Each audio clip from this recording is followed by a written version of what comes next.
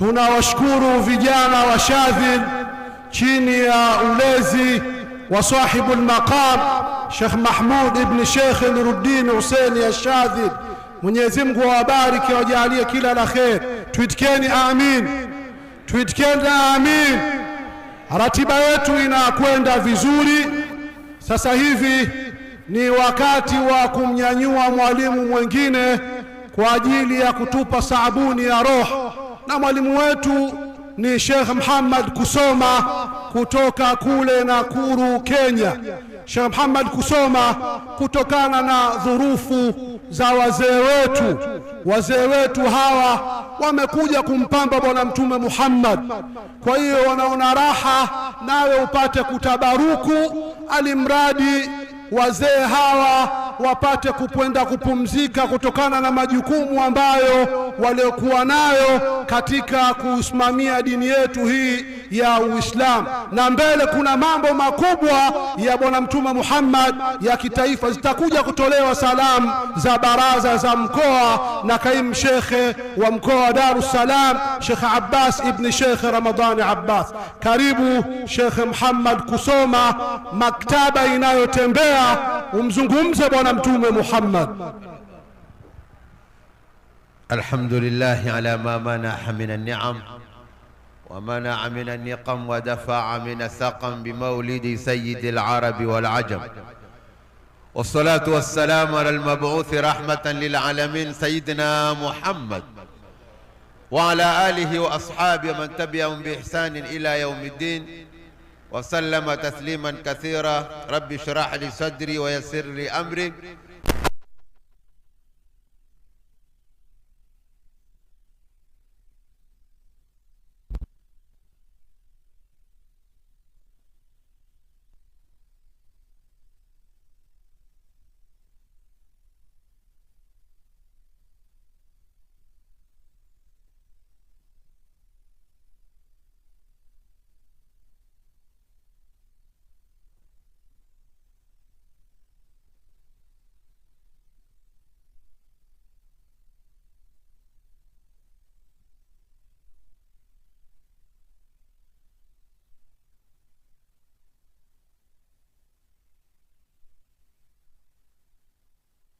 Mlioko hapa, Sheikh Ali na Sheikh Mziwanda na mashekhe wote wa mikoa, mashallah, vipenzi wangu Sheikh Ali Manga na mashekhe wote mlioko hapa, assalamu alaikum wa rahmatullahi wa barakatuh. Leo sehemu kama hii imezagaa nuru ya bwana Mtume Muhammad.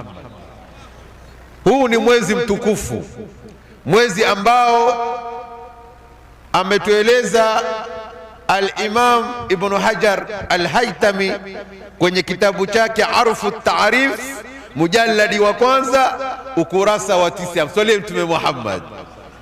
Anasema bwana Mtume Muhammad sallallahu alaihi wasallam, ulida nabiyuna sallallahu alaihi wasallam yawm al-ithnain bila khilaf fi shahri Rabi'il awwal ala as-sahih lailat ath-thani ashara ala al-asahhi. Bwana Mtume Muhammad sallallahu alaihi wasallam, huu ndio mwezi wake, huu ndio mwezi tumeipata neema, tumepata habari kubwa, tumeupata Uislamu, na isi mwingine ni bwana Mtume Muhammad sallallahu alaihi wasallam. Na ndugu zangu, yoyote anaipata neema hufurahi, na hakuna neema kubwa kama neema ya bwana Mtume Muhammad sallallahu alaihi wasallam. Mwenyezi Mungu Subhanahu wa Ta'ala katika suratu Yunus aya ya 58, ndugu zangu, furaha duniani ziko nyingi, furaha duniani ziko nyingi, lakini hakuna furaha kubwa kama furaha ya bwana Mtume Muhammad. Qul bifadlillahi wa birahmatihi fabidhalika falyafrahu wa birahmatihi. Al-Imam Ibn Hajar Al-Asqalani kwenye kitabu chake Fathul Bari mujalladi wa 7 ukurasa 157, mswalie Mtume Muhammad. Hii wa birahmatihi si kwamba ni rehma moja. Neema za Mwenyezi Mungu na rehma za Allah ni nyingi. Maulama wa usura nasema almasdarul mudhafu yadullu ala al-umumi, Masdar inapodhifia huwa inaonyesha sio rehema moja. Rehema za Mwenyezi Mungu ni nyingi sana, lakini rehema kubwa za Mwenyezi Mungu ni rehema gani kubwa ya Allah subhanahu wa ta'ala? Katika rehema zote ambazo zipo, mvua ni rehema, lakini ni rehema gani kubwa? Twende kwa al-Imam al-Qadhi Iyad kwenye kitabu chake Ash-Shifa bi ta'rifi huquqi al-Mustafa, mujalladi wa 2 158. Mswalie Mtume Muhammad.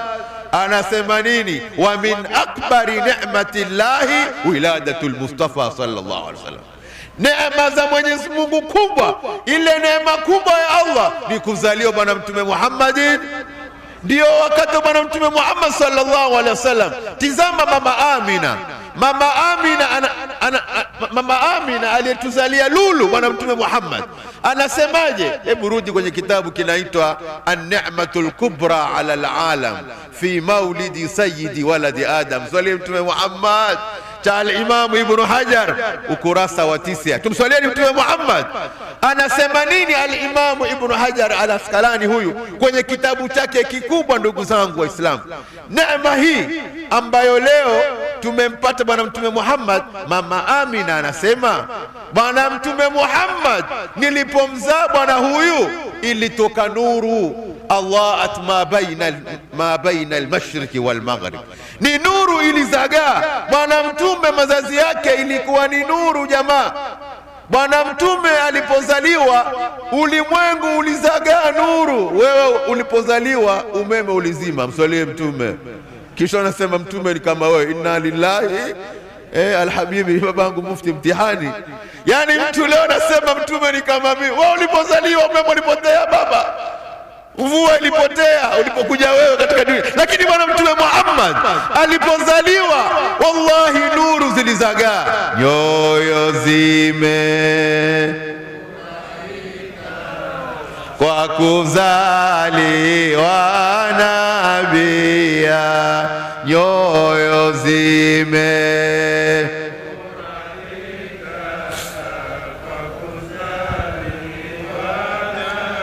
Allah ulimwengu kwa nuru tuenea, ulimwengu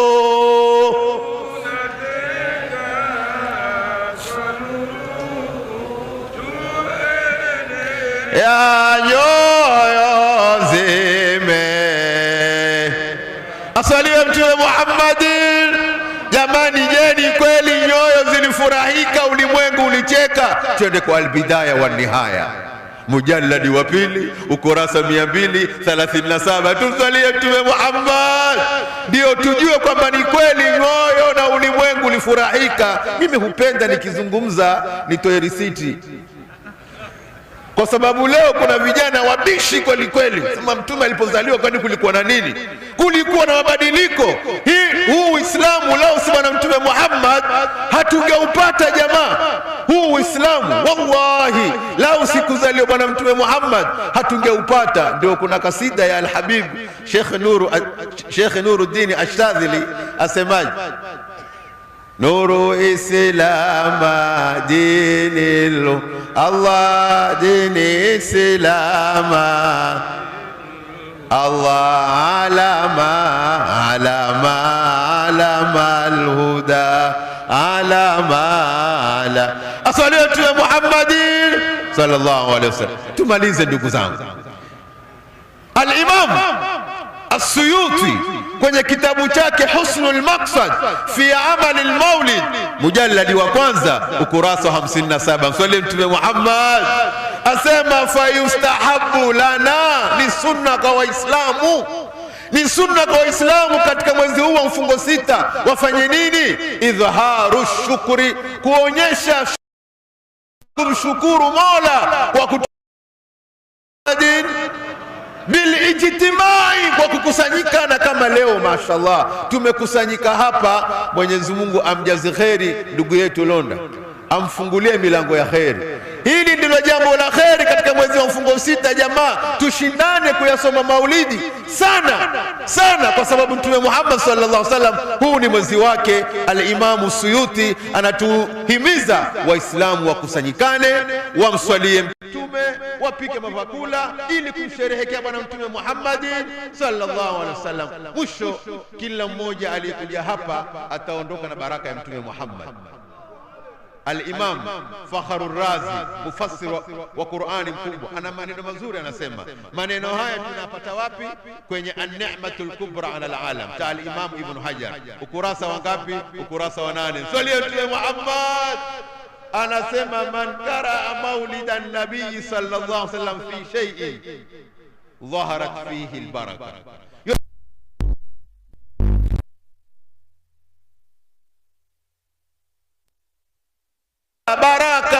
Baraka za bwana Mtume Muhammad sallallahu alaihi wasallam. Mwenyezi Mungu tunakuomba ya Rabbi, kwa baraka ya bwana Mtume Muhammad, mpe afya na umri mufti wetu, wape kheri wazee wetu, tukutanishe na bwana Mtume Muhammad sallallahu alaihi wasallam. Leo wallahi tumetoka mbali na Sheikh Mahmud, tumetoka Horohoro kwa ajili ya bwana Mtume Muhammad sallallahu alaihi wasallam. Tumetoka jana Moshi kwa ajili ya bwana Mtume Muhammad.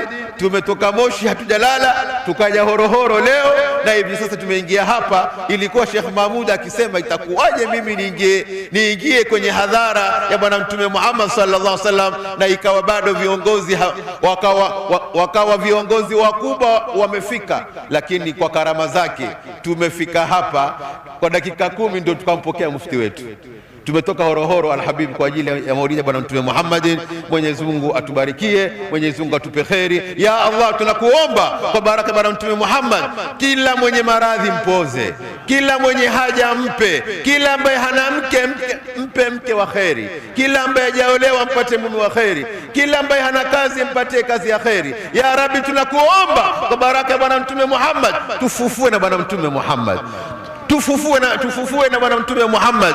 Jalie maneno yetu ya mwisho, la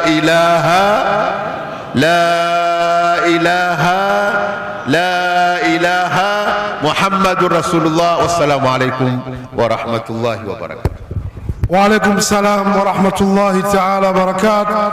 Sheikh Muhammad Kusoma, tunakushukuru. Mwenyezi Mungu akubariki, akujalie kila la kheri. Tuwaombe ndugu zetu wa Mahdi Nur kutoka Bunju kwa shekhe wetu mlezi wetu Sheikh Subki, na wao waje hapa kutabaruku na kasida. Baada ya hapo Ustadh Hassan Nasor mfuate Sheikh Muharram Mziwanda akwambie yale yanayojiri. Sallu ala al-habibi sayyidina Muhammad. Karibuni Mahdi Nur, na nyie mpate kutabaruk kwa kaswaida.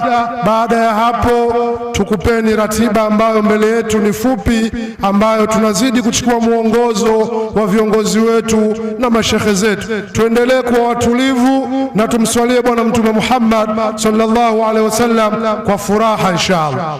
Karibuni. Mngesimama ingekuwa raha.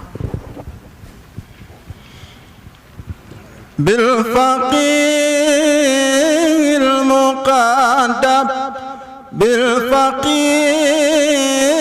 المقدم أبتريم نتوسل يا كريم بالفقير المقدم بالفقير المقدم عليهم نتواصل يا كريم. الله بين كتفي على ما بين كتفي على ما تفي على ما خاتم الرسل الكرام. بالفقير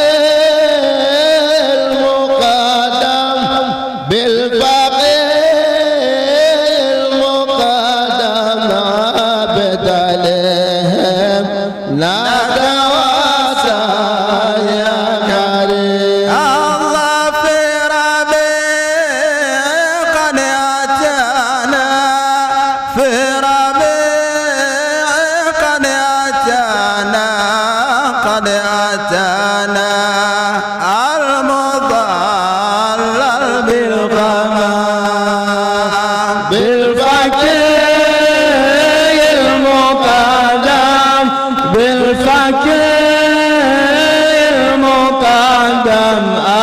abtali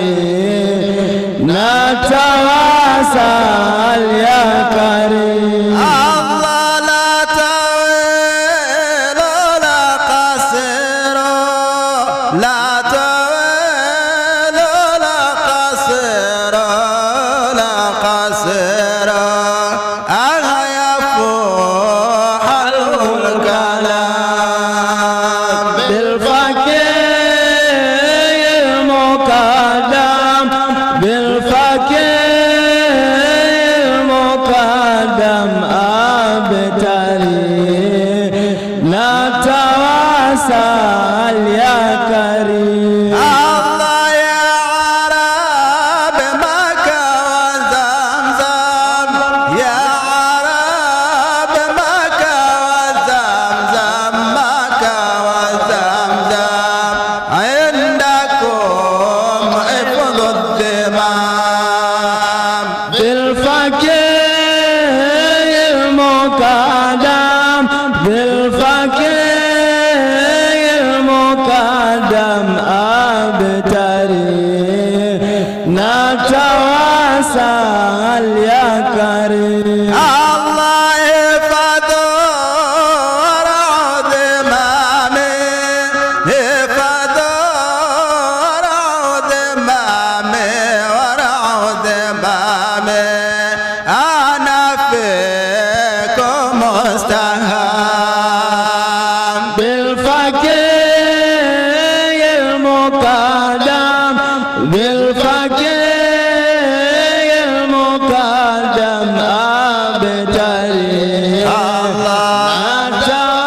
natawasal ya karim. Allah laita shi'ri qabla mauti laita shi'ri qabla mauti qabla mauti hal ara baba salam bil fakir muqaddam bil fakir muqaddam abtari natawasal ya karim. Allah wa ara rab'a manair wa ara rab'a manair rab'a manair al musalla wal maqam bil fakir muqaddam bil fakir muqaddam abtari natawasal ya karim. Allah qala dhalif mala qala dhalif mala kadhalif mala lam tufiq min dhal gharam bil fakir muqaddam bil fakir muqaddam abtari natawasal ya karim. طوبى لمن صلى على الحبيب سيدنا محمد. Tunawashukuru vijana wa Mahad Nur kwa kaswida nzuri. Mwenyezi Mungu awajalie kheri na baraka, tuitikeni amin. Kamati ya maandalizi, tunaomba microphone ipelekwe kwa wenyeji kutoka hapa hapa Zawiyatul Qadiria Masjid Saleh, na wao wapate kutabaruku kwa kaswida. Tunaombeni mfanye bil mukhtasar kwa kuchunga dhurufu za wazee wetu. Kwa hiyo tunaomba na tunarudia tena, Zawiyatul Qadiria, nyinyi ndio wenyeji, mfanye kitu kati na kati. Wazee wetu kutokana na majukumu waliokuwa nayo mengi, tunataka watabaruku na wao kwa uchache, kwa maelekezo ambayo tunapewa na mzee wetu Alhaj Mzee Salum Londa, ambaye ndiyo mwenyeji, na wote wapenzi wa Bwana Mtume Muhammad. Karibuni wenyeji kwa ajili ya kaswida na saadia kwa uchache inshallah. مدد يا جيلاني مدد يا جيلاني أغثنا يا غوث مدد يا جيلاني مدد يا جيلاني مدد يا جيلاني أغثنا يا غوث مدد يا جيلاني في المنام رأيت الإيمان كنت بالنظام سميت اليمان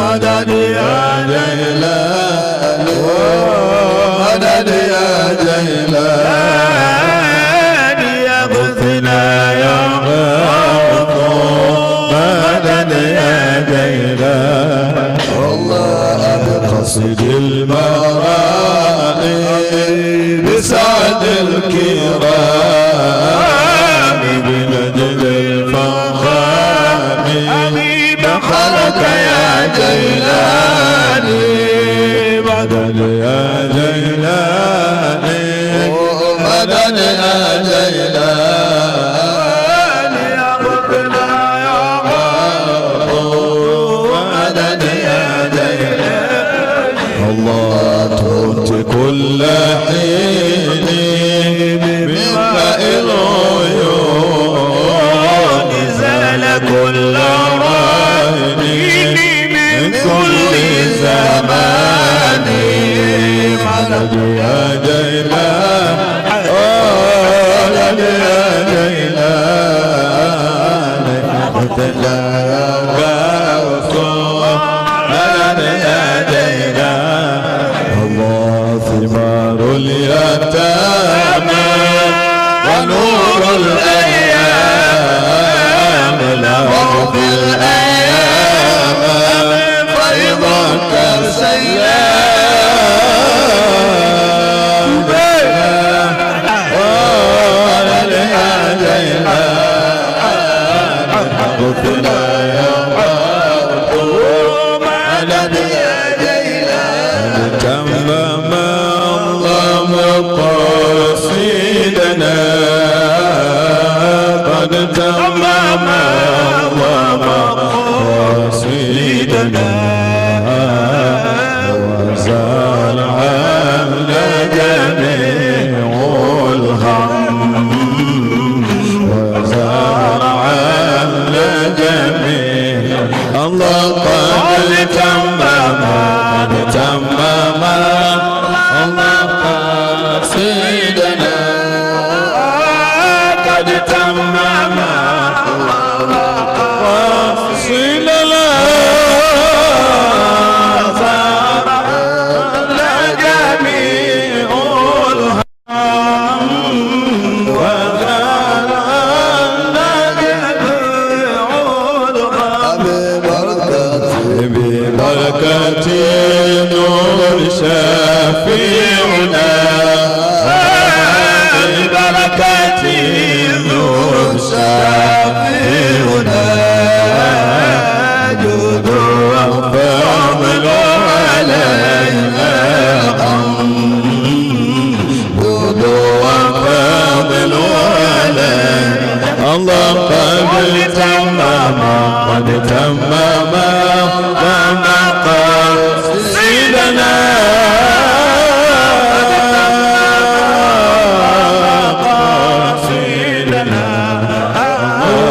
وزال عنا جميع الهم وزال عنا جميع الهم أطابت بذكر مشاربنا أطابت بذكر مشاربنا وكم من علينا كم وكم من علينا قد تمم قد تمم الله مقاصدنا سيدنا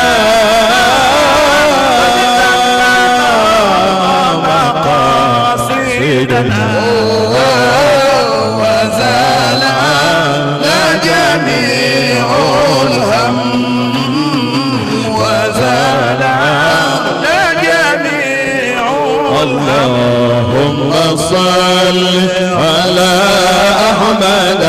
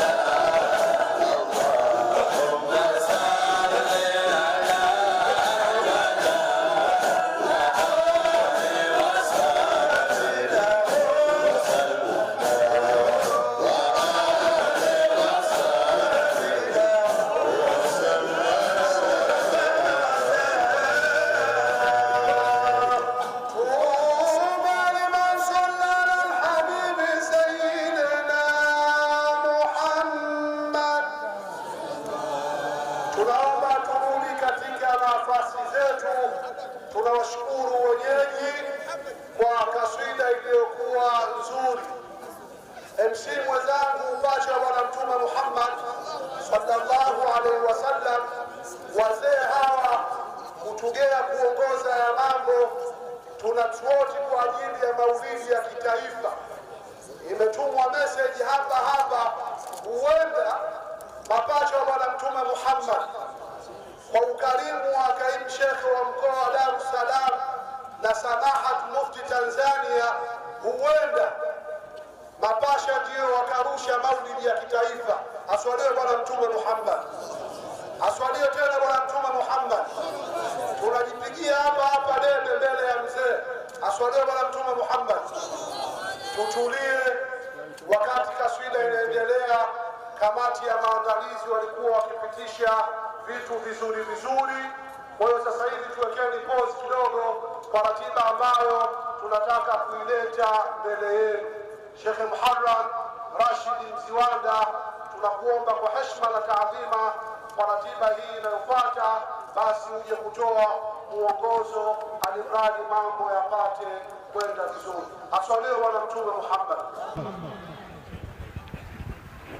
Assalamu alaikum wa rahmatullahi wa barakatuh. Hadhara inaendelea, lakini kwa dharura iliyopo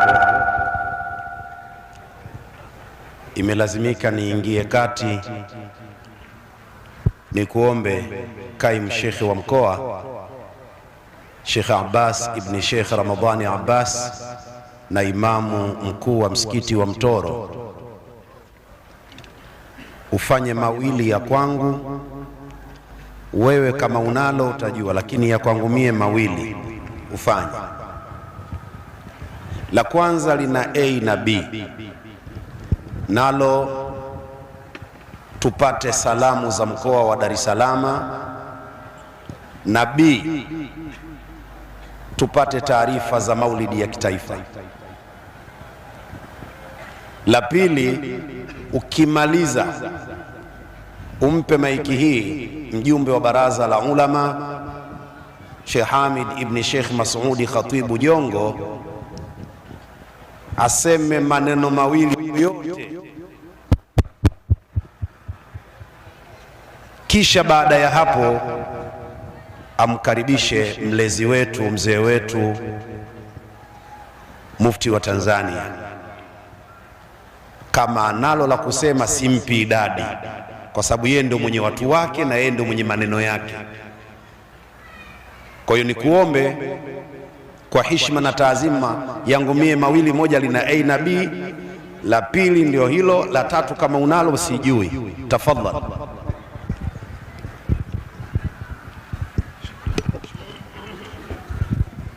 بلغ العلا بكماله، كشف الدجى بجماله، حصنت جميع خصاله، صلوا عليه وآله.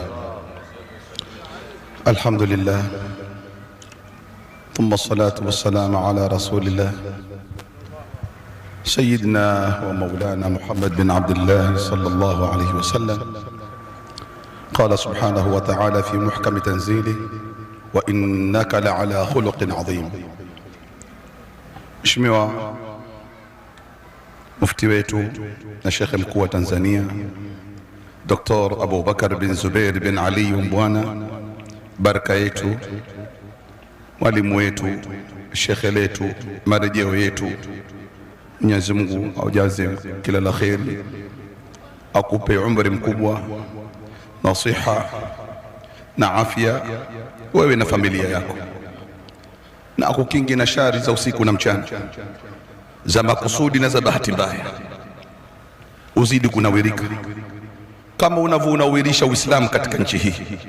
Mwenyezi Mungu anawirishe ilmu yako na umri wako insha Allah.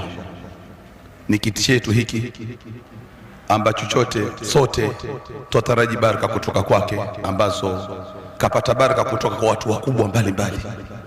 Mwenyezi Mungu akuzidishie baraka mzee wetu, uzidi kutuongoza na kutukosoa.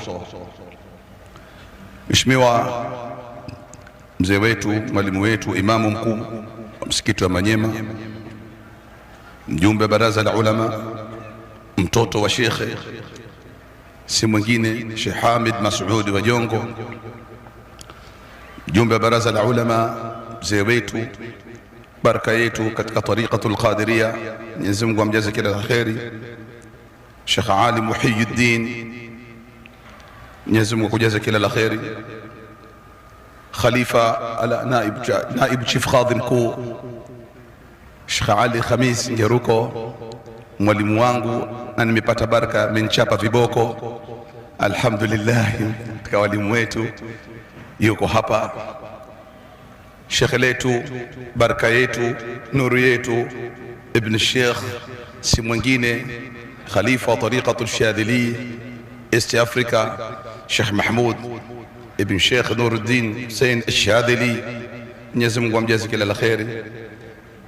Sheikh wa mkoa wa Pwani Sheikh Hamis Abbas Mtupa,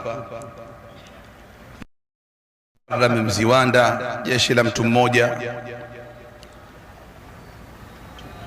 Sheikh Abdul Qadir khalifa wa tariqat al-Qadiriyya, mtoto wa Sheikh Ramia, baraka yetu.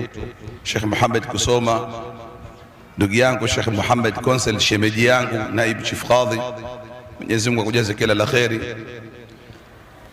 Mudiri wa chuo chetu cha Ihyauddin, yeye nikimwita basi atakuwa niabatan kwa wengine wote, bila ya kuwasahau makamanda wangu. Mimi hupenda hasa wasimame mashekhi wa wilaya katika mkoa wa Dar es Salaam. Hebu simameni kwanza. Mheshimiwa Mufti, hawa ndo makamanda wangu, Mungu akujazeni kila la kheri. Shekhi wa wilaya Temeke, shekhi wa wilaya Ilala, shekhi wa wilaya Kinondoni mwenyeji wetu, shekhi wa wilaya Kigamboni, alhamdulillah nafanya nao kazi vizuri sana. Mwenyezi Mungu atujaze ushirikiano na mapenzi baina yetu inshallah, tuweze kutumikia dini ya Mwenyezi Mungu. Na kushukuruni sana mashekhe wangu wa wilaya kwa kunisaidia kaini chini, bila kumsahau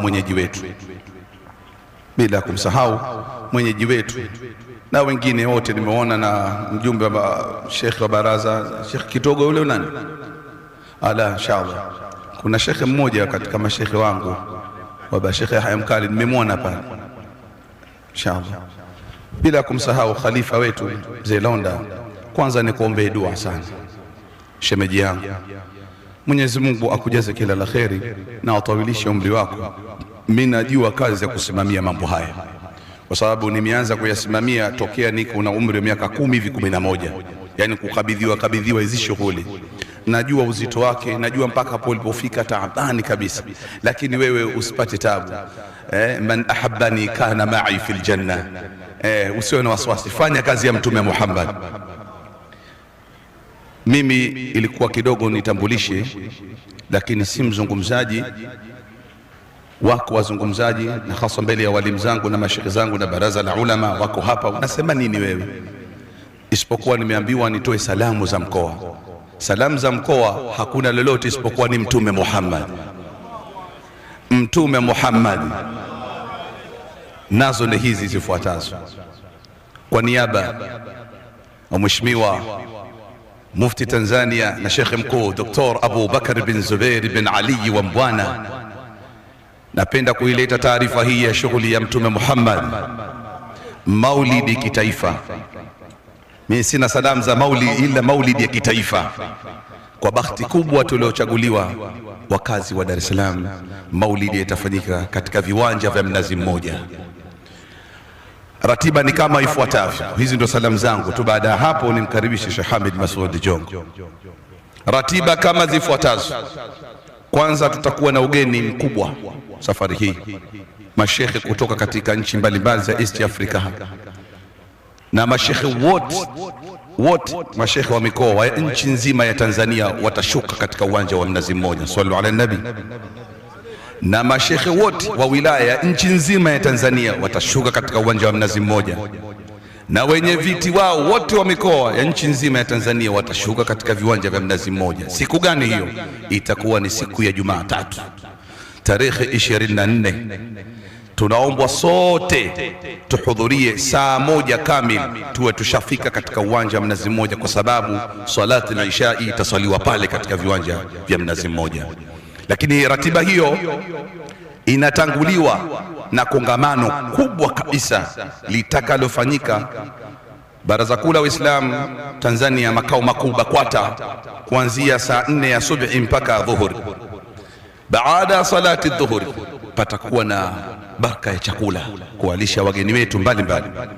Alasiri umati wote wa Mtume Muhammad utajipanga pale chini ya Mheshimiwa Mufti wa Tanzania kuongoza zafa kubwa ya kiaina yake itakayotokea makao makuu ya Baraza Kuu la Waislamu Tanzania BAKWATA kuelekea Salenda Bridge au maarufu barabara ya Al-Hassan Mwinyi. Tutakwenda moja kwa moja mpaka Bititi na kuishia katika viwanja vya Mnazi Mmoja. Zafa ile pale itapokelewa na baraza la ulama BAKWATA. Maulidi kama tulivyosema itakuwa saa 1 kamili, tayari tuwe tushaingia katika viwanja vya Mnazi Mmoja. Taarifa ya pili, siku ya pili tarehe 25, siku ya Jumanne, katika ukumbi wa Mwalimu Julius Kambarage Nyerere pale mjini, tutakuwa ndio baraza la Maulid. Itakuwa ndio baraza la Maulid. Milango yote itakuwa wazi kuanzia saa 8 kwa ajili ya kuwasubiri wageni wetu mbalimbali ambao tunatarajia insha Allah Rais wa Jamhuri ya Muungano wa Tanzania Dr. Samia Suluhu Hassan na Amiri Jeshi Mkuu wa Majeshi ya Ulinzi na Usalama kuwa ndio mgeni rasmi katika hadhara hii. Baada ya hapo, Sheikh Muharram Mziwanda, yale mambo mawili mimi kishayafanya tayari. Sasa nimkaribishe mzee wetu, baraka yetu, nuri yetu, kaka yetu, mwalimu wetu, shekhe letu, si mwingine fadilat الداعي إلى الله شيخ حامد مسعود جونغو مجوم ببرازة العلماء فليتفضل مشكورا. السلام عليكم ورحمة الله وبركاته. Jamani, kwa kuwa shekhe wa mkoa na kaimu shekhe wa mkoa, na mimi sikawi kupoteaga, kaimu shekhe wa mkoa wa Dar es Salaam amekutajeni vizuri sana. Mimi sitaki kurudia mle kuwataja. Natamani sana nimtaje shekhe wangu wa mkoa wa Pwani, kwa sababu na mimi mtu wa Pwani huko, Shekhe Hamisi Mtupa. Nimpendelea kwa sababu nyumbani, lakini kwa namna mlivyotajwa mmetajwa vizuri sana, lakini nimeongezea na Sheikh Muhammad Konsel, namtaja naye kwa jambo ambalo maalumu liko baina mimi na yeye, lazima nimtaje, ambaye ni naibu kadhi mkuu wa pili. Mheshimiwa Mufti, hii hadhara hii hapa hii huko nyuma ilivyoanza, dalili zinaonyesha sasa hivi imekomaa, na mwanzo wa kukomaa kwake toka alipokabidhiwa ukhalifa khalifa mkuu Sheikh Salim Saleh Ronda, pale imetutumka kweli kweli, na sasa kishindo kimekuwa kikubwa. Maana yake tulikuwa tunaegemea ukuta ule, tunaegemea ukuta ule, sasa hivi angalia namna tulivyo kunjuka, na vishindo hivi ndio vile vile vya miteja kule Kilwa, kazi yake yule yule. Miteja kuna vimba kwa jambo hili na hapa kumevimba kwa jambo hili. Niseme tu jazakallahu khairan khalifa wetu mkuu kwa jambo hili, kwa kuwa Mufti umechoka kwa hilo lilokutokea na ulimeshughulikia, na kesho unataka usafiri uende ukazike alafu urudi. Mimi neno langu ni moja, kwamba umenipa kazi. Mzee Katungunya anaingia, mfalme.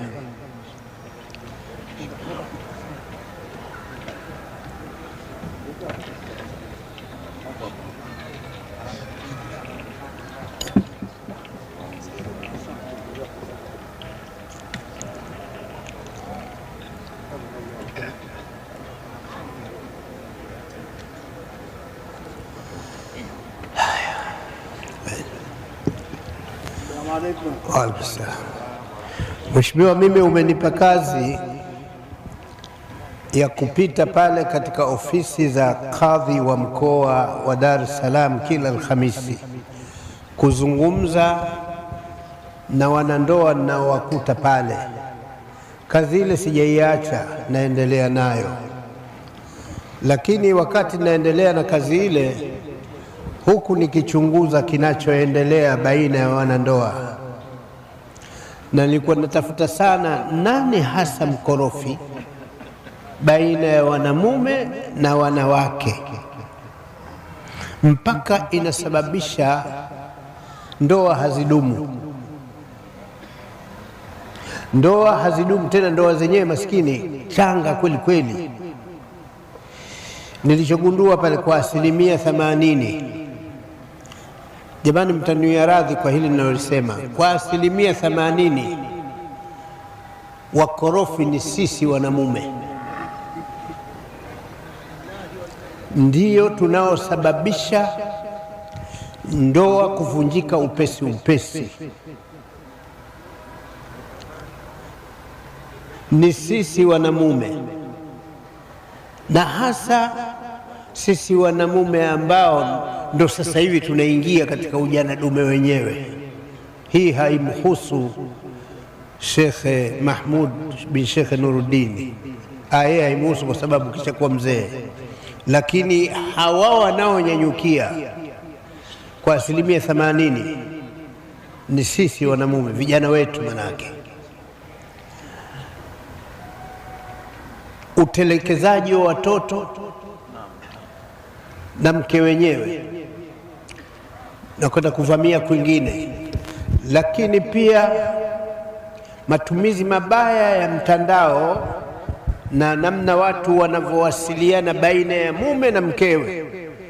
Lugha inayotumika ni chafu kweli kweli. Hivyo basi lazima kidogo ripoti hii ibidi nikupe ofisini, lakini ninakupa hapa na ninaitaja hapa makusudi ili wajue wanamume na hasa vijana kwamba twendako ni kubaya. lile tamko la kudhalilishwa wanawake litatuangukia tusipochukua tahadhari, kwamba kuna malalamiko nchini kwamba kuna udhalilishaji mkubwa wa wanawake na watoto. Tusipochukua hatua madhubuti, jambo hilo litatuangukia sisi, na singependa kwamba Waislamu tuonekane sisi ndio tunaongoza katika hilo. Hivyo basi, nikishasema hivi, allabibu takfihi alishara, kwamba mheshimiwa, kwa hikma zako na uongozi wako tumekuzoea, unapopasua njia unajua na watu miguu wataweka wapi katika njia hiyo ili kufika kunakolengwa. Lakini ni jambo hatari sana. Hayo mambo mengine tukiyapata kule, akikwambieni kadhi wa mkoa wa Dar es Salaam, mtazizimia hapa. Sasa mimi nisingependa Waislamu tusifike yaani sifa yetu ni kuvunja ndoa upesi au kuvunjika ndoa upesi. Ndoa zinatakiwa zidumu. Kwa hiyo Mheshimiwa Mufti, kwa kuwa unataka kuondoka na umechoka, nisiendeleze usemi kwa sababu message imeshafika. Wasaidizi wako makadhi wote wapo hapa, wasaidizi wa kadhi mkuu wote wawili wapo, na kadhi wa mkoa mwenyewe yupo, na kila mtu anayehusika na jambo hili yupo, na sijitoi na mie nimo. Lakini tuko tayari Mheshimiwa Mufti, na kuahidi kwamba tutafanya kazi sisi na wewe bega kwa bega kuhakikisha haki za kina mama zinapatikana Kiislamu. Lakini mimi nimeshaanza kuambia kina mama kwamba pia na wao wasibweteke. Mtu anajiona mshirika wa mali ya mumewe kwa sababu ya kuolewa. Narudia, kina mama wasibweteke kujiona mshirika wa mali ya mumewe kwa sababu kaolewa. Ushirika huo haupo. Lakini alhamdulillah rabbil alamin, nimepata klipu moja nzuri, mwenzetu mmoja anayeshughulika na mambo haya lakini si Muislamu, huko serikalini, amezungumza kwa kunukuu sheria ya nchi kwamba kwa sababu tu ya kuolewa huwezi ukawa mshirika wa mali ya mumeo mpaka uonyeshe vigezo sahihi vinavyotosha kwamba wewe ni mshirika wa mali ile. Mheshimiwa Mufti, karibu sana, uongee kidogo. Ngoja bana, kazi yetu mwachia mtu. Bismillah.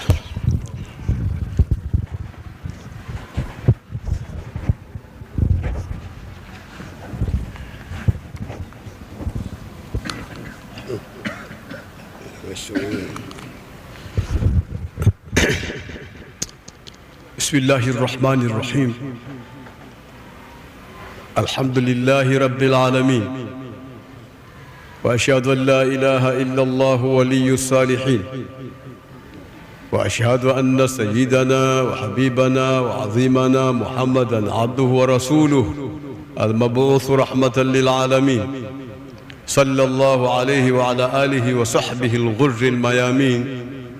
أما بعد، wajumbe wa baraza la ulama, Sheikh Ali Muhyiddin Mkoyogore na Sheikh Hamid Masudi Jongo na Sheikh Ali Khamis Ngiruko, kaimu Sheikh wa mkoa Sheikh Abbas Ramadhan, ndugu yangu kaka yangu Sheikh Mahmud ibn Sheikh Nuruddin Al-Ghassani Al-Shadhili, mwenyeji wetu khalifa na mshauri wa mufti mzee wetu mzee Londa, Mzee wetu Rais wa Dar es Salaam punde kaingia, mashekhe wote wa wilaya, mashekhe wa kata, mashekhe wa taasisi mbalimbali mliopo, wageni wetu kutoka Kenya na kutoka sehemu nyingine, wapenzi wa Mtume Muhammad na baba na kina mama, assalamu alaikum wa rahmatullahi wa barakatuh. Kwanza tumshukuru sote Mwenyezi Mungu Subhanahu wa Ta'ala kwa kupata nafasi ya kufika katika hafla hii tukufu, hafla inayosimamiwa na Khalifatul Qadiriya na mshauri wa mufti mzee wetu Mzee Londa na wazee wake alionao na ndugu zake na jamaa zake wote ambao wanashirikiana nao kuhakikisha kwamba hadhara hii inasimama. Mwenyezi Mungu awajalie na kuwapa taufiki ya kufanya kheri kama hii, na hafla hii iendelee kudumu na kutoa matunda mazuri kama ambavyo tunashuhudia. Namshukuru Mwenyezi Mungu Subhanahu wa Ta'ala kwa kupata mwaliko na kwa uzito wa mambo nilionayo leo. Nimeona uzito wa mambo yale hauwezi ukapita uzito wa hadhara ya Bwana Mtume Muhammad sallallahu alaihi wasallam. Nimechukua taklifu ya kufika ili tuweze kushirikiana namna ya kuadhimisha mazazi ya mtume wetu Muhammad sallallahu alaihi wasallam. Izungumze kidogo tabarukan haya masiku tulionayo kabla ya kufika ile siku ambayo ya kuzaliwa mtume Muhammad sallallahu alaihi wasallam, siku ya mazazi ya mtume Muhammad sallallahu alaihi wasallam, yani ule usiku wa kuamkia kuzaliwa mtume wetu Muhammad sallallahu alaihi wasallam, ambao kaimu Sheikh wa mkoa ameutangaza hapa. Hizi tunaziita ayyamul bisharat. Ayyamul bisharat ni siku ambazo kulikuwa na mambo mengi yalikuwa yakitokea yanayoashiria kwamba atazaliwa mtukufu wa viumbe, na yakatokea mambo mengi ambayo yamezungumzwa na wanawazuoni katika vitabu vya sira na katika vitabu vya tarikhi juu ya mambo ambayo yalizuka wakati wa kukaribia kuzaliwa kwake mtume wetu Muhammad sallallahu alaihi wasallam. Kama alivyosema Hasan Jaafar Barzanji, watabasharat wuhushu al-mashariq wal-magharib wa dawabuha al-bahariyya, walipiana habari wanyama mbalimbali wa mashariki na magharibi na wanyama walioko baharini, samaki na viumbe vyote vilivyoko baharini, vilipiana habari juu ya kuzaliwa mtume wetu Muhammad sallallahu alaihi wasallam. Hajazaliwa, lakini kunatoka bishara mbalimbali za kwamba atazaliwa mtume mtukufu ambaye yeye ni bora ya viumbe wote. Akasema mahala pengine, wa ainati thimaru wa adina shajaru liljani jana, matunda yalijivia na miti ikawa mifupi ikakurubia, ikawa hata mtoto mdogo anaweza akachuma matunda yale, jambo ambalo lilikuwa sio jambo la ada wala sio jambo la kawaida. Mwenye kuchuma anachuma tu kwa urahisi. Kuna nini? Kwani siku zote matawi si yako mbali? Si watu hawawezi kuchuma? Leo imekuwaje mpaka matawi yamekuwa karibu kiasi hiki, kiasi cha kwamba hata mtoto mdogo tu anaweza kanyosha mkono akayapata matunda? Kuna nini? Ulimwengu unataka kufanya nini? Kuna mambo gani? Au ni kiyama au ni kitu gani kinakuja? Ilikuwa ni bishara za kuonesha Mtume sallallahu alaihi wasallam yuko karibu kuzaliwa. Wa nataqat bihamlihi kullu dabbatin liquraish bifisahi al-alsun al-arabiyya, walitamka wanyama wote wa Makureish walitamka kwa kule kuchukuliwa kwake mimba mtume wetu Muhammad sallallahu alayhi wasallam.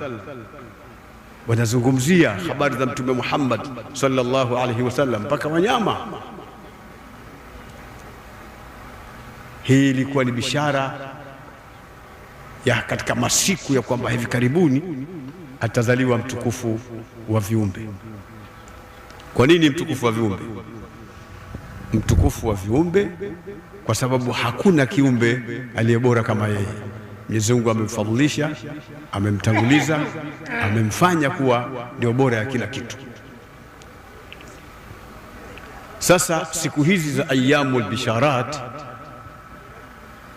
Sheikh Ali Khamis Ngeruko kwa utaratibu wa makao makuu kwa kushirikiana na ofisi ya Kaimu Sheikh wa mkoa na baraza lake la mashekhe, tumeona kufanyike nyadhi mbalimbali katika siku hizi za ayyamul bisharat. Zisikae bure tu ikawatongojea siku moja, iwe ndani ya haya masiku yote haya azungumzwa mtume sallallahu alayhi wasallam kwa sifa zake mbalimbali, kwa sababu mtume sifa moja hamalizi mtu mmoja. Kwa jinsi sifa yake moja ilivyojaa nyama, hakuna anayeweza kuimaliza sifa yake. Kwa hiyo tumeona katika siku hizi za katikati pazungumzwe mada mbalimbali na mashekhe mbalimbali ambao tumewapanga, watakuwa wanazungumza habari ya mtume wetu Muhammad sallallahu alaihi wasallam. Tunatakiwa tunaposhereheka na mtume sallallahu alaihi wasallam, manake tunajikumbusha zile tabia zake, na tukishajikumbusha zile tabia zake tunatakiwa tuzivae na tujipambe na zile tabia zake mtume wetu Muhammad sallallahu alaihi wasallam. Katika suratul A'raf ile aya 157 kipande cha mwisho kinasema falladhina amanu bihi wa'azzaruhu wa nasaruhu wattaba'u an-nura alladhi unzila ma'ahu ulaika humul muflihun. Yesu Mungu amezungumza wazi katika Qur'an, akaunganisha kufuzu kwa watu na namna ya kumwadhimisha mtume. Kaeleza huku juu, kisha katikati akasema falladhina, basi wale ambao amanu bi, wamemwamini mtume sallallahu alaihi wasallam, waazzaru, na wakamuadhimisha wakamtukuza. Hii neno azzara hapa ina maana ya neno azzam, ina maana kuadhimisha, kutukuza. Hapa naingia katika makamusi mbalimbali, ingia katika kamusu lisani al-arab utakuta ya Ibn al-Manzur al-Ifriqi, lakini ingia vile vile katika kamusi al-Ain, kamusi la kwanza kutunga duniani la Khalil bin Ahmad al-Farahidi aliyeweka ilmu ya arudh. Ingia katika kamusi al-Qamus al-Muhit au sharh al-Qamus al-Muhit Tajul Arus, tana neno hapa la azzar lina maana ya azam wa waqar, na maana hiyo kumtukuza mtume na kumwadhimisha. Sikwambii tafsiri ya wanazuoni mbalimbali, hata katika tafsiri ya Ibn Kathir utakuta namna alivyozungumza kwa maneno hapa la azzaruhu ay azzamu, basi wale ambao wamemwadhimisha mtume wakamweka katika nafasi yake aliyokuwa nayo mtume, wakamtukuza, wakamnusuru, wakasimama katika kumnusuru. Kumnusuru ni kumtetea mtume sallallahu alaihi wasallam juu ya mambo aliyokuja nayo. wattaba'u an-nura alladhi unzila ma'a, kisha haukomelea hapo hapo tu, bali wakafuata na nuru ambayo imeteremshwa pamoja na yeye, yani wakafuata Qur'an ambayo imeteremshwa akapewa mtume Muhammad, ikawa ni kiongozi kwa ummati Muhammad sallallahu alaihi wasallam. Haya, watu hao wana faida gani? Nini ya akiba, nini matokeo ya maelezo haya katika aya hii? Faulaika humul muflihun, basi hao ndio walionadi sada, ndio waliofaulu, hao ndio waliofuzu. Watu hao ambao wamemwamini na wakamsherehekea, wakamtukuza, wakampenda, wakamuadhimisha na wakamtetea, wakamnusuru na wakaifuata barabara Qur'an. Hao watu hawana cha kupata ila kufuzu tu mbele ya Mwenyezi Mungu Subhanahu wa Ta'ala. Wama alfalahu huna, alfalahu wal janna, kufuzu ni pepo tu, ni kwenda peponi. Ni nani katika sisi asitaka kwenda peponi? Kila mmoja katika sisi anataka ende peponi, kila mmoja katika sisi anataka ende peponi. Kwa hiyo ndugu zangu Waislamu wenzangu tuliohudhuria katika hafla hii, tuelewe kwamba hakuna kishindo kikubwa na hakuna ibada kubwa kama kumuadhimisha Bwana Mtume Muhammad sallallahu alaihi wasallam. Na ni kwa nini?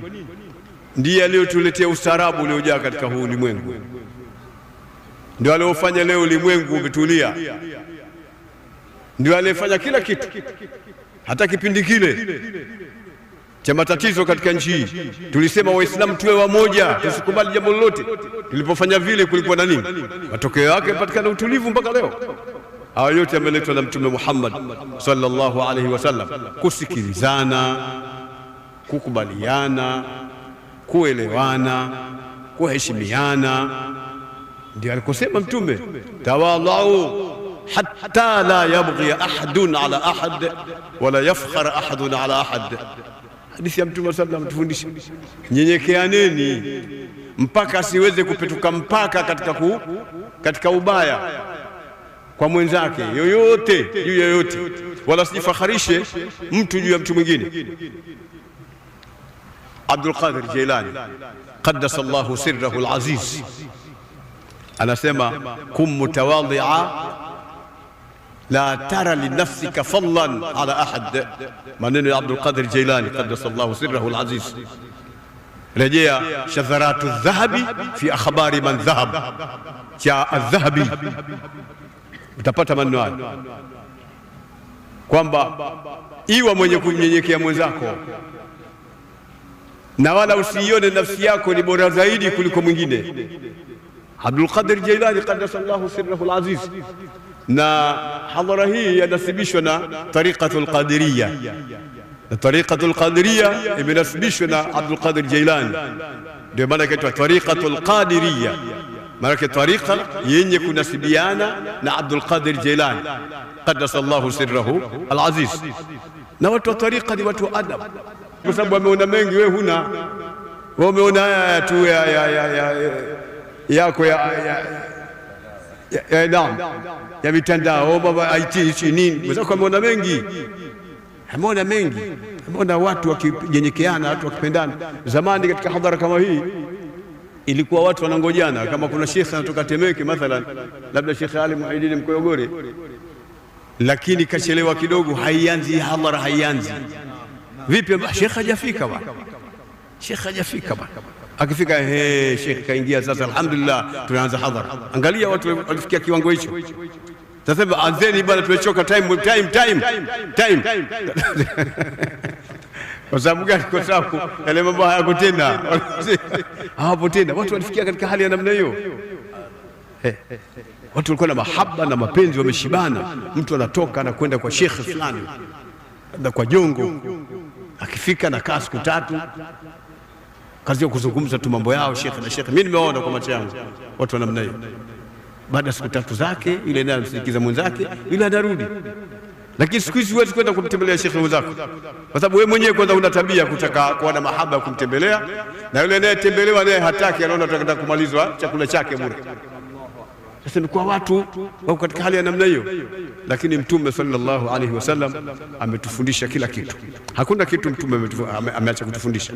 Ametufundisha kusema pia, ametufundisha kuhutubu, ametufundisha kutembea. Hata kutembea, Muislamu ajitembelei tu kama nyoka anatembea ovyo ovyo. Kuna mtindo wa kutembea ambao kaufundisha Mtume wetu Muhammad. Alikuwa Mtume sallallahu alaihi wasallam anatembea kwa mtindo maalum. Rejea ni vitabu vya sera, mtaona Mtume alikuwa anatembea vipi. kaannama yanhattu min sababin irtaqa. Ndio namna yake Mtume sallam alikuwa anatembea namna hiyo. Lakini utamwona mtu anatembea kichwa kiko juu, sikuna mawe shekhe, utakuja kujikwaa bure, utoe kucha bure bwana. Mtume sallam amefundisha namna ya kutembea, amefundisha namna ya kula pia.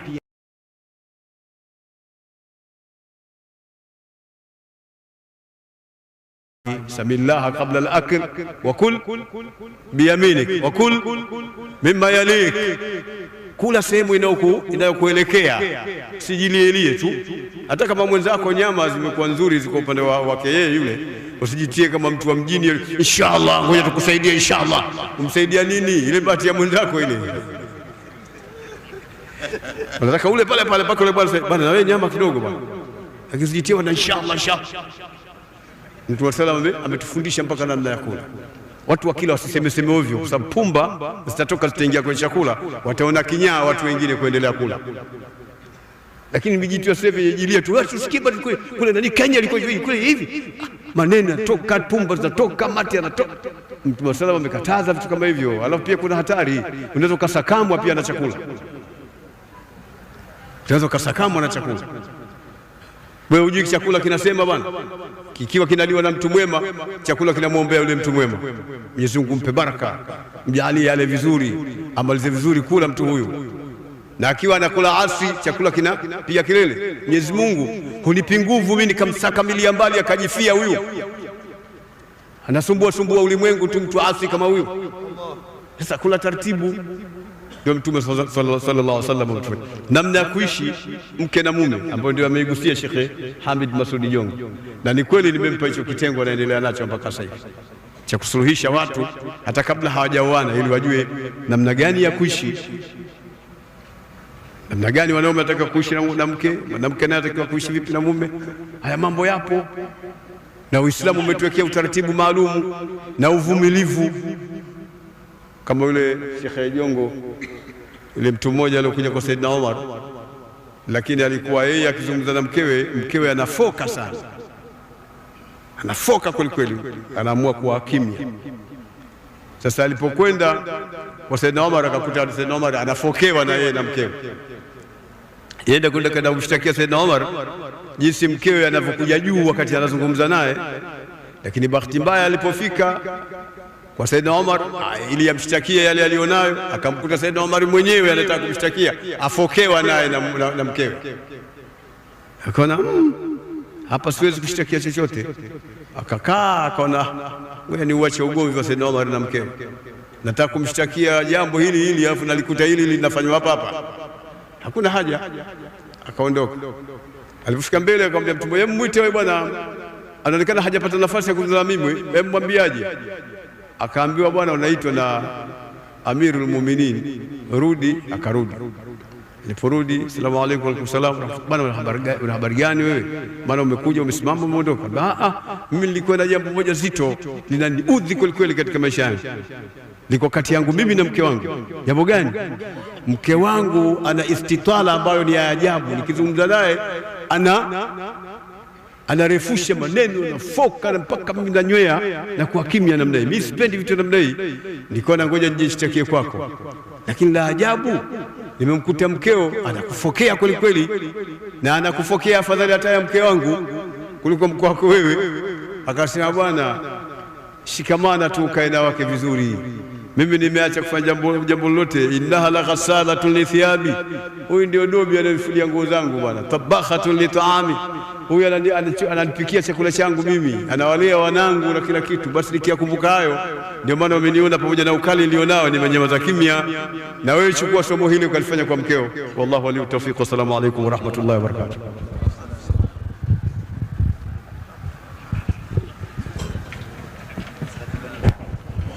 صلوا على الحبيب سيدنا محمد. Tuamke maneno mazuri ambayo yametoka kwa mzee wetu Mujaddid al-Asr Samah Mufti Tanzania Sheikh Dr. Abubakar bin Zubair bin Ali, baraka yetu, Mwenyezi Mungu amjalie kila la khair. Sasa hivi tunasimama qiyam cha kumnyanyukia Bwana Mtume Muhammad. qiyam. Sheikh Hamis Meri, tunakuomba uje hapa utusomee qiyam, na qiyamu hiki tutakiongoza bil mukhtasar, ili mradi tupate duru la kwanza kulimaliza mapema, na watu hadi asubuhi tutaendelea. Sheikh Ahmed, njoo sasa umlete bwana Mtume Muhammad sallallahu alaihi wasallam kutoka Madina, na wengine tuitikie kwa shime inshallah. Karibu Sheikh. Allahumma salli wa sallim wa barik alayhi. Karibu tumwa kuzawa, babu ye alitongoa, mwanangu malichukua, uende huko Suria, ukafanye biashara na upatapo tijara, itakuwa ndio bora kwa mwana akizaliwa. Taifanya karamu kumshukuru karimu, na ukimza Hashimu ni baraka ya dhuria, na kumbe hivyo ajali na baba yake Rasuli, wangoja na huko mbali ndiko kwa kukutania.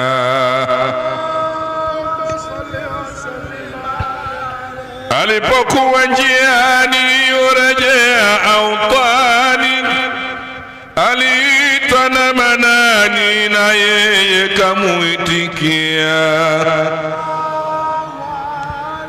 Alijifia Madina kana kwamba ni kunena, na mtangulia mwana apate pa kufikia. Alipozawa Hashima alikuwa ni yatima, Amina ni wake mama ndiye aliyesalia, na babu ni Shaibu bwana Abdul Muttalib, furaha yake ajabu kijana kuwasilia.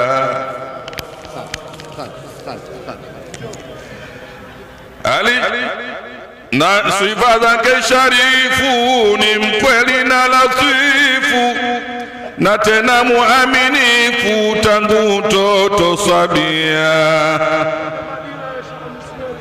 Watu mbali na jirani walimuita Amini, kwa kuwa wamuamini kijana wa Hashimia. Na Mtume kumsifu ni amri takatifu, kaanza Mola Latifu na sisi tunafuatia. Ili kwetu si haramu kumsifu muadhamu, wala kufanya karamu kwa ajili ya nabia. Allahumma salli wa sallim alayhi. Hadha wa qad istahsana alqiyam, hadara umma inda dhikri maulidi, hadara ummahu laylata maulidihi Asiya wa Maryam fi niswatin min al-hadirat al-qudusiyya. Sallallahu alayhi al-maqam صلوات صلى الله عليه وسلم نورا يتلألأ سنا. يا نبي سلام عليك، يا رسول سلام عليك، يا حبيب سلام عليك، صلوات الله عليك يا نبي سلام عليك، يا رسول سلام عليك، يا حبيب سلام عليك، صلوات الله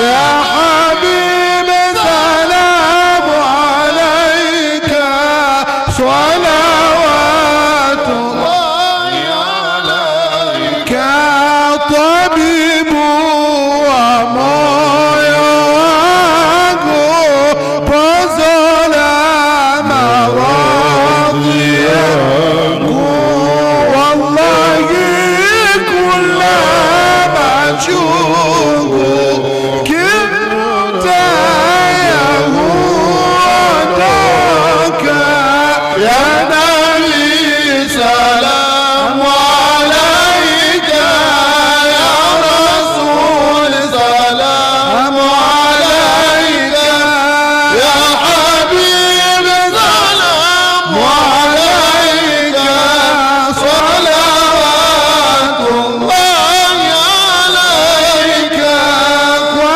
Hasani na Huseni vipenzi vyake amini hapo twataka amani na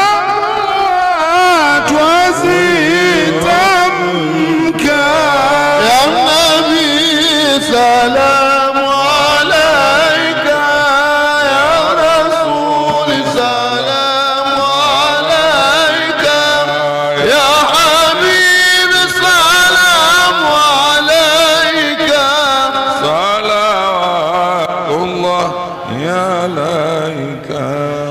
هذا قد استحسن القيام عند ذكر مولده الشريف أئمة ذو رواية ولوية طوبى لمن كان تعظيمه صلى الله عليه وسلم غاية مرامه ومن عطر اللهم قبره الكريم يرفد من صلاة وتسليم اللهم صل وسلم وبارك عليه. Tunaomba tukae chini. Anayeondoka ni Samahat Mufti, wengine wote tukaeni chini, tuendelee na utaratibu ambao uko vizuri katika kuipeleka shughuli yetu, tuende nayo salama katika duru la mwanzo. Tunaomba watu wote tukae chini. Sallu ala alhabibi sayyidina Muhammad. Shekhe wa mkoa wa Pwani, Shekhe Khamisi Abbasi Mtupa, tunakuomba huku meza kuu kwa ajili ya neno la shukurani na dua ya Allahumma ya basit al-yadaini bil atiya ni sahibu al-maqam Sheikh Mahmud ibn Sheikh Nuruddin Hussein al-Shadhili al-Ghathani al-Yashruti, ndio atatusomea dua ya mwisho ya Sayyidina Jaafar al-Barzanji. Sheikh Khamisi Abbasi Mtupa, popote ulipo, tunakuomba uje huku kwa ajili ya kutoa neno la shukurani. Sallu ala alhabibi sayyidina Muhammad. Anza dua, mpe mfalme Fatiha. Sheikh Mahmud asome. Sheikh Mahmud, neno la Fatiha mfalme Katungunya, na Sheikh Mahmud ameashiria Sheikh Hamis Saad ndio atabaruku na Sheikh Mahmud. Basi inshallah mfalme tutilie Fatiha tupate ni na sahibul maqam. حضرة النبي محمد المصطفى صلى الله عليه وسلم. الفاتحة. بسم الله الرحمن الرحيم. الحمد لله رب العالمين الرحمن الرحيم مالك يوم الدين إياك نعبد وإياك نستعين اهدنا الصراط المستقيم صراط الذين أنعمت عليهم غير المغضوب عليهم ولا الضالين. Dua ya mwisho ya Barzanji na baraka, tutieni nia zetu kumwomba Mwenyezi Mungu Subhanahu wa Ta'ala. اللهم يا باسط اليدين بالعطيات يا من إذا رفعت إليه كف العبد كفى يا الله يا من تنزه في ذاته وصفاته لا حديا يا الله أن يكون له فيها نظائر وأشباب يا من تفرد بالبقاء والقدم والأزلية يا من لا يرجى غيره ولا يعول على سواه يا من استدل الأنام إلى قدرته القيومية وأرشد بفضله من استشهده واستهداه. نسألك اللهم بأنوارك القدسية التي أزاحت من ظلمات شك الوجاه ونتوسل إليك بشرف الذات المحمدية ومن هو آخر الأنبياء بسورته وأولهم بمعنى بآله كواكب أمر البرية يا الله وسفينة السلامة والنجاة بأصحابه أولي الهداية والأفضلية يا الله الذين بذلوا نفوسهم لله يبتغون فضلا من الله يا الله بحملة شريعته أولي المناقب والخصوصية يا الله الذين استبشروا بنعمة وفضل من الله يا الله آمين أن توفقنا في الأقوال والأعمال لإخلاص النية آمين وتنجح لكل من الحاضرين والغائبين مطلبه ومناه وتخلصنا من أسر الشهوات والأدواء القلبية وتحقق لنا من الآمال ما بك ظننا وتكفينا كل مدلهمة وبلية ولا تجعلنا ممن أهواه هوى ودينا من حسن كتوفا دانية جنية تمحو عنا كل ذنب جنينا ونصر لكل منا